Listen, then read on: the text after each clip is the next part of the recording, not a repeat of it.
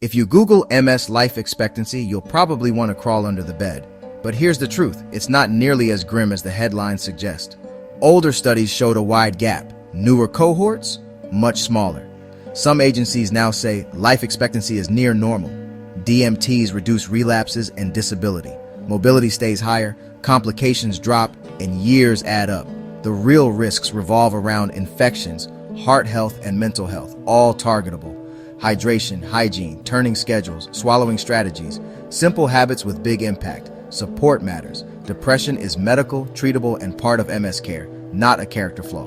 Bottom line, with modern care and proactive habits, many with MS can live a long, full life. Let's unpack the data. When a doctor delivers a diagnosis of MS, the mind can race to the worst possible outcomes, imagining a disease that will inexorably shorten one's time. But the reality is more nuanced, and in that nuance, there is a great deal of hope. The disease itself, the process of demyelination in the brain and spinal cord, is not typically a fatal event. The story of life expectancy is about complications that can arise over many decades. This shift moves us from helplessness to an empowered position. If primary risks are secondary effects, we can address, manage, and often prevent them. It's a narrative of proactive care and vigilance. We are active participants in our own health journey. When we look closer at the numbers, a clear and encouraging trend emerges. The gap in life expectancy between people with MS and the general population is closing. Data from British Columbia tracked thousands over decades and shows this progress.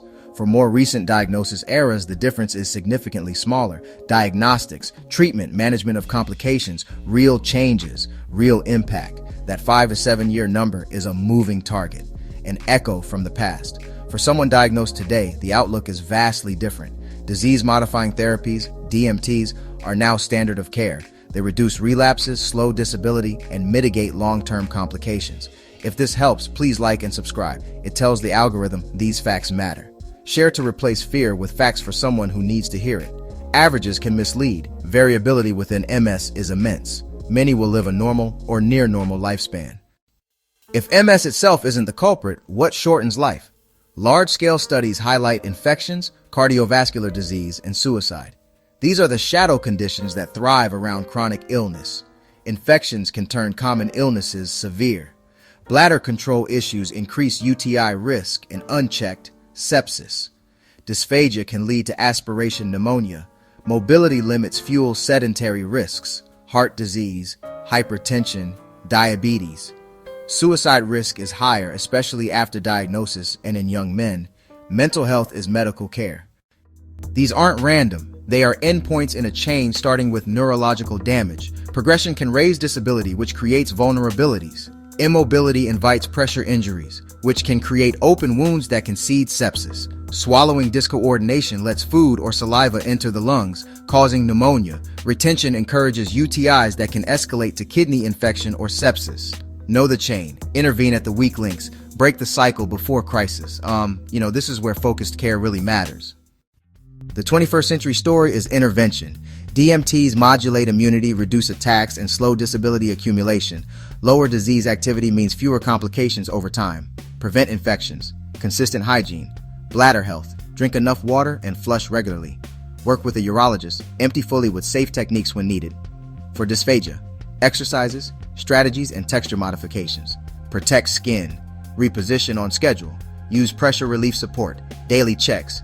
Treat mental health urgently. Screen, counsel, support. Treat the mind like the body. So, how long can you live with MS? The quiet reveal, the future is not what it used to be. For many diagnosed today, a long, full, possibly normal lifespan is realistic. Powerful medicines, proactive complication care, and whole person wellness are rewriting the prognosis. The gap is closing. It may close entirely for the next generation. Focus your energy. Infections, heart health, mental health. Not just which DMT. Also, bladder health, swallowing strategies, exercise, mental wellness. Small actions stack into a durable structure of well-being. This is a dynamic, hopeful story of progress and empowerment. We can't cure MS yet, but we can profoundly influence its course. If this helped, like, subscribe, and share.